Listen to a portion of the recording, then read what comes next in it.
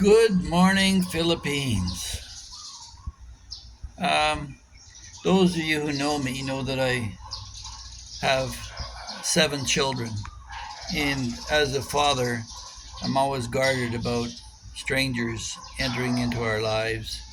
But statistically, it's been shown that family members are more likely a danger to your own children than a stranger. It's easier to blame the dirty old man in the park than someone who you trust and respect, maybe a policeman, a judge, uh, your uh, your neighbors. But I wanted to just read to you some of the common characteristics amongst pedophiles. And there's actually pedophiles who are attracted to both children and adults.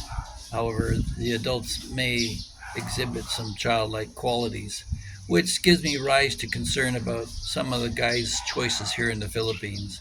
If you look at their wives or their girlfriends, quite often they do look like children. But a pedophile is popular with both children and adults. They appear to be trustworthy and respectable. He has good standing in the community generally, prefers the company of children, feels more comfortable with children than adults, is mainly attracted to prepubescent boys and girls, can be either heterosexual, homosexual, or bisexual. So these guys have a whole myriad of choices. They groom the children with quality time, video games, parties, candy, toys, gifts, money. Singles out children who seem to be troubled and in need of attention or affection. They often date or marry women with children that are the age of his preferred victims.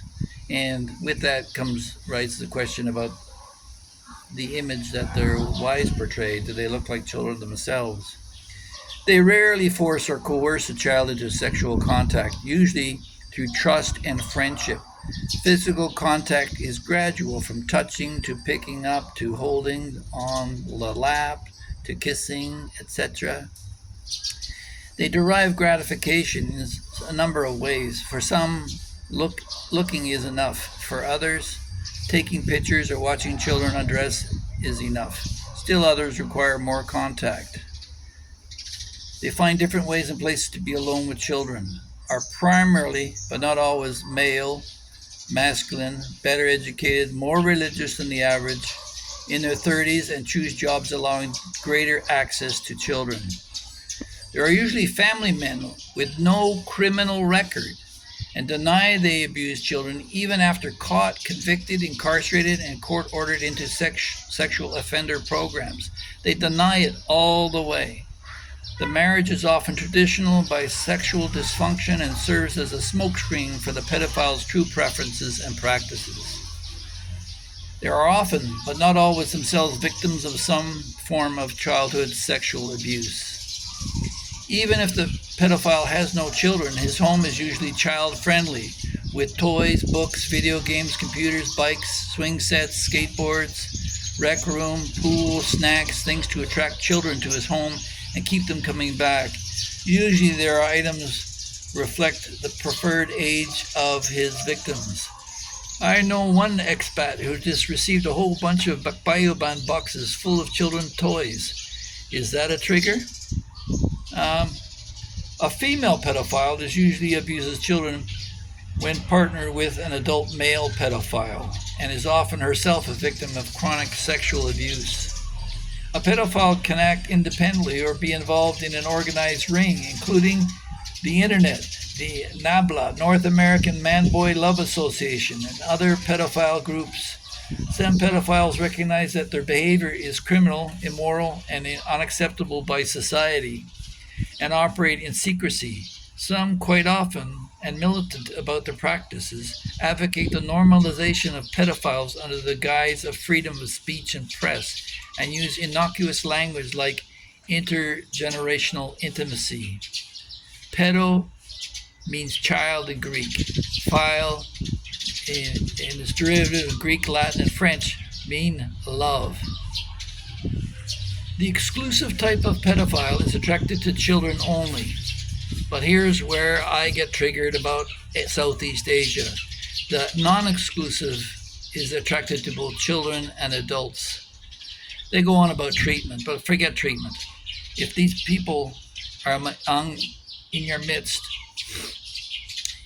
you likely will never detect them, and they'll operate in the background. They'll be someone you've trusted, and you'll be totally surprised to find them out. So, hence the precaution as a parent when people are suddenly warming up to myself and my family, and my reticence to even have a YouTube page. I don't want to expose my own children to any form of abuse, and neither should you. So when you look at a foreigner, expat who's decided to marry a Filipina, take a look at the Filipina. Does she look like a young boy? Is she relatively stick-like with no curves to her? How old was he when he met her? Was she 19? Just over the age where it's legal?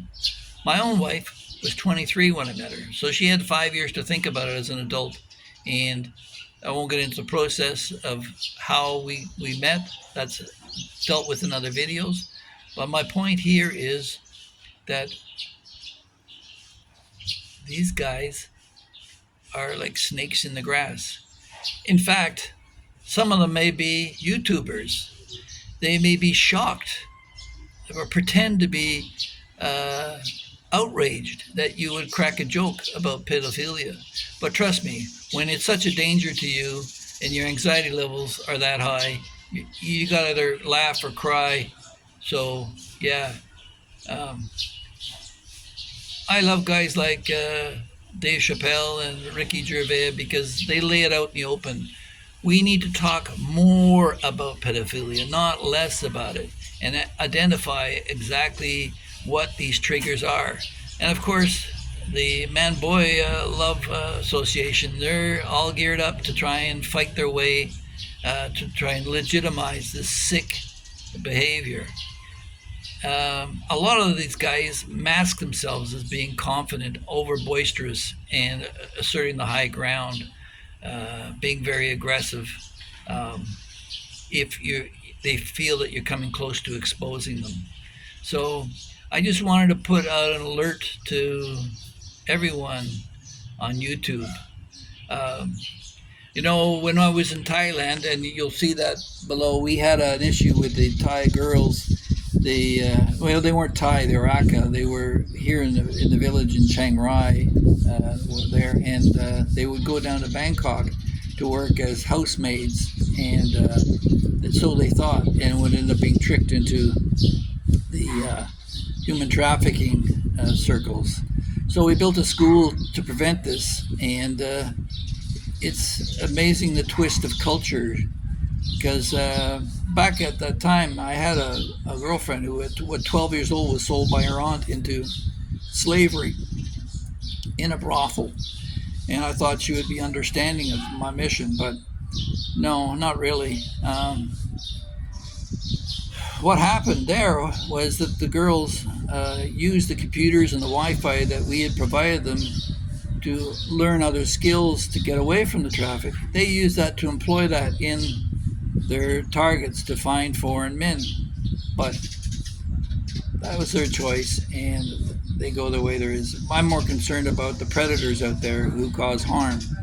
And as I mentioned earlier in the recent sex pass video, that the Thai woman who sells herself on the streets, she's at great risk because the foreigner can beat her up pretty bad, and she still won't go to the police or the hospital for fear that she'll be turned in, because prostitution, of course, is illegal in Thailand, as it is in pretty well all of Southeast Asia that I can think of.